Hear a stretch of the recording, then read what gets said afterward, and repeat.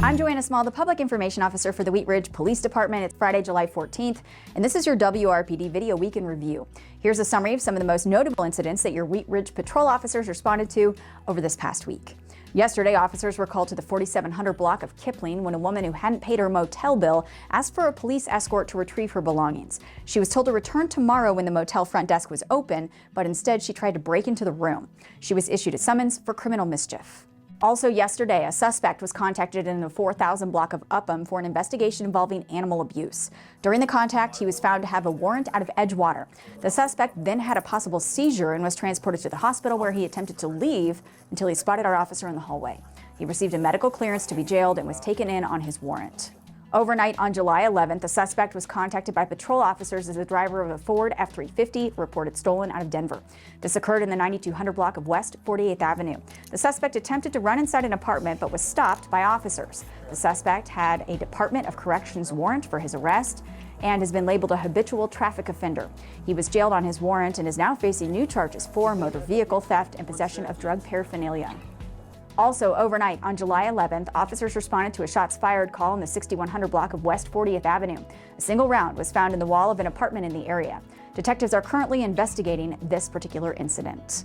During the day on July 11th, we responded to Colorado 58 eastbound on the ramp to eastbound I-70 when a junk hauling service truck hit the concrete barrier and rolled over, spilling out its load onto the highway and causing serious injuries to both the driver and his passenger. The flyover was shut down for several hours while the debris was cleaned up. Overnight on July 10th, an intoxicated man in the 4000 block of Harlan Street lost the keys to his apartment and began yelling at his girlfriend to open the door.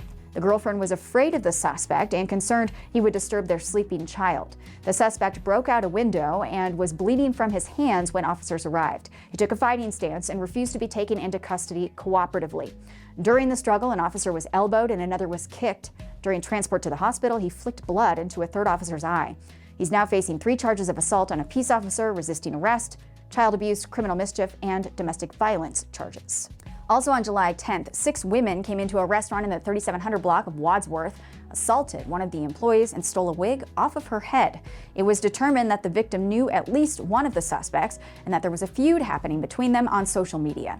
Detectives are continuing to investigate this attack. On July 8th, a man attempted to purchase a firearm at a pawn shop in the 4500 block of Wadsworth. The CBI background revealed he had a warrant for his arrest. Officers made contact with him inside the store, and he was transported to jail on that warrant. On July 7th, a single vehicle accident in the 3400 block of I-70 eastbound blew out both driver's side tires on the involved car. The passenger sustained a serious bodily injury as a result. The driver was determined to be intoxicated. She has 2 prior DUI convictions as well as a warrant for her arrest for a DUI case. She was jailed on the warrant and faces new charges for vehicular assault, DUI, and driving without an interlock device. There were also a number of significant incidents that happened during this past week that we told you about as standalone posts on our various social media pages. Last week, someone stole copper pipes out of businesses in the 4200 block of Wadsworth, which caused a number of those businesses in that complex to flood. There is considerable and widespread damage. Using surveillance footage, we have since identified a suspect but are looking to find a name and his possible whereabouts. If you believe you recognize this person, we have aptly dubbed the Wheat Ridge Marlboro Man. Please email the detective overseeing the case at that email address that's listed right there on your screen. We also told you about an incident that occurred in the 4800 block of Kipling when officers responded to a report that 2 people were asleep inside a vehicle at a gas station there. One was taken into custody on a felony warrant, and the other was found to be in possession of fentanyl, as well as a firearm with the serial number scratched off, or what we call a defaced firearm. She is facing charges for that. On Tuesday morning, workers at United Methodist Church of Wheat Ridge found a 4-year-old child wandering in the area. He was nonverbal and therefore unable to tell them where he lived or where his guardians were located. After several officers searched for hours, they found a neighbor who recognized the boy. Special thanks to this lady, Charlotte, and the other workers who took such good care of him while we worked to reunite him with his family. His mother is facing child neglect charges, and Child Protective Services is now involved. Very early Wednesday morning, about 50 rounds were fired into an apartment unit in the 10,400 block of 44th. Detectives believe this was likely a targeted attack, and the intended victim was not home at that time.